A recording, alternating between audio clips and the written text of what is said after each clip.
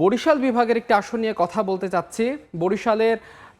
বরিশালের যেহেতু বরিশালের 6টি আসন রয়েছে, আমরা বরিশাল 5 আসনটি নিয়ে আজকে কথা বলতে চাই। বরিশাল 5 আসনটি মূলত বরিশাল সদর নিয়েই গঠিত এবং এই আসনটিতে আসলে মোট ভোটার রয়েছে 4,93,950 জন, যেখানে পুরুষ ভোটার রয়েছে 2,46,943 এবং নারী ভোটার রয়েছে 2,47,000 ভোটার রয়েছে। এবং এখানে কিন্তু আসলে যেটি সদরের আসন, তাই এই আসনটি কিন্তু অন্যান্য আসনের প্রতি এই আসনের এক ধরনের প্রভাব থাকে এবং এই আসনটিতে কিন্তু বেশ কয়েকজন হ্যাভিওয়েট প্রার্থী আসলে প্রার্থিতা করছেন। তো কারা প্রার্থিতা করছেন? এই আসনে ধানের শীষ প্রতীকে লড়তে যাচ্ছেন মুজিবুর রহমান সরোয়ার। মুজিবুর রহমান সরোয়ার, একটু বলে রাখা ভালো, বিএনপির পক্ষ থেকে তিনি 4 বার নির্বাচিত হয়েছেন।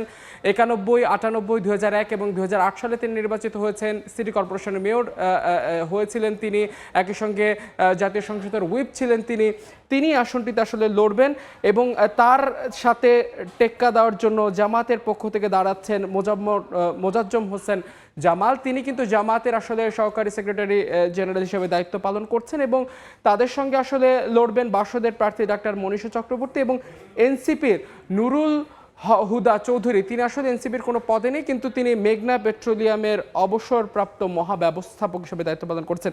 এই আসনে আরেকজন হ্যাভিওয়েট প্রার্থী রয়েছে, তিনি হচ্ছেন সৈয়দ মোহাম্মদ ফয়জুল করিম। তিনি এর আগে কিন্তু 2018 সালের যে রাতের ভোট হয়েছিল সেই নির্বাচনে তিনি অংশ নিয়েছিলেন, পরে তিনি নির্বাচন থেকে সরে আসেন এবং 2023 সালে যে স্থানীয় সরকার নির্বাচন হয়েছে সেই নির্বাচনে তিনি অংশ নেন এবং গণ অধিকার থেকে আসন থেকে লড়ছেন রফিকুল ইসলাম রাসেল। তো আমরা এই আসনটি নিয়ে যেহেতু অনেকগুলো হেভিওয়েট প্রার্থী আসনে লড়ছেন, তাই আমরা এই আসনটি থেকে আরেকটু বিস্তারিত জানতে চাই। আমাদের সহকর্মী অপূর্ব অপু সেখানে রয়েছেন।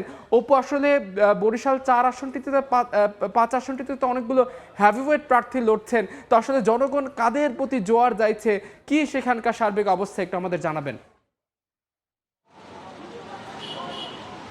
আচ্ছা, প্রথমে বলে রাখি বরিশালে মোট 6টি আসন, তার মধ্যে এই 6টির মধ্যে সব আসনই গুরুত্বপূর্ণ, তবে বেশি মানুষ তাকিয়ে আছে বরিশাল সদর আসনের দিকে। যেহেতু এটি বিভাগীয় শহর, সদর 5 আসনে এখানে হেভিওয়েট কিন্তু বেশ কয়েকজন প্রার্থী রয়েছে। বিশেষ করে বিএনপির যে মনোনীত প্রার্থী মুজিবুর রহমান সরোয়ার, তিনি সাবেক 4 বারের এমপি, সাবেক এই শহরের সিটি মেয়র, সাবেক হুইপ থাকায় এবং সেই সাথে দলের ভাইস চেয়ারম্যান, দলের চেয়ারপারসনের উপদেষ্টা মুজিবুর রহমান সরোয়ার, তিনি নেতাকর্মীরা বলছেন তিনি অত্যন্ত গুরুত্বপূর্ণ এবং শক্তিশালী একজন প্রার্থী। তার সাথে প্রতিদ্বন্দ্বিতায় যুক্ত হয়েছেন ইসলামী আন্দোলন বাংলাদেশের সিনিয়র নায়েবে আমির শাহেকে চরমোনাই মুফতি মোহাম্মদ ফয়জুল করিম।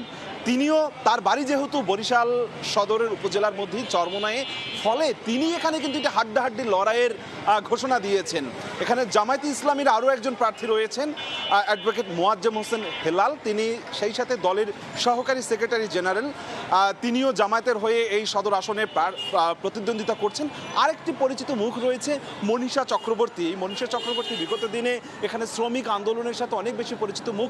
সেই সাথে সাথে এখানে গণ অধিকার পরিষদের রফিকুল ইসলাম রয়েছে এবং এনসিপির রয়েছে নুরুল হুদা। ফলে এই যে প্রার্থীরা রয়েছে সবাই কিন্তু এখন কোনো না কোনোভাবে ভোটারদের দ্বারা দ্বারা যাচ্ছে। আজকে বিজয় দিবসের দিন, আজকে কিন্তু নানানভাবে মানুষের মন জয় করেছে, নানান ধরনের সামাজিক কর্মকাণ্ড করছে। অর্থাৎ সবাই বলছে যে তারা সুষ্ঠু ভোট হলে পর সবাই জিতবে। এটি হচ্ছে সবার প্রত্যাশা, সবার দাবি একটি বিন্দুতে এসে মিলে গেছে যে সবাই জিতবে। সবারই প্রত্যাশা তারা একটি সুষ্ঠু অবাধ নিরপেক্ষ নির্বাচন হবে এবং ভোটাররাও তাকিয়ে আছে, বরিশালের সর্বত্র ভোটাররা তাকিয়ে আছে যে একটি অবাধ নিরপেক্ষ ভোট দেখার অপেক্ষা। আমরা তো পরবর্তী বুলেটিনে বরিশালের 6 আসনেরই আরও বিস্তারিত খবর জানাতে পারবো। আপাতত আমার কাছে বরিশাল সদর আসন থেকে এতটুকুই খবর ছিল।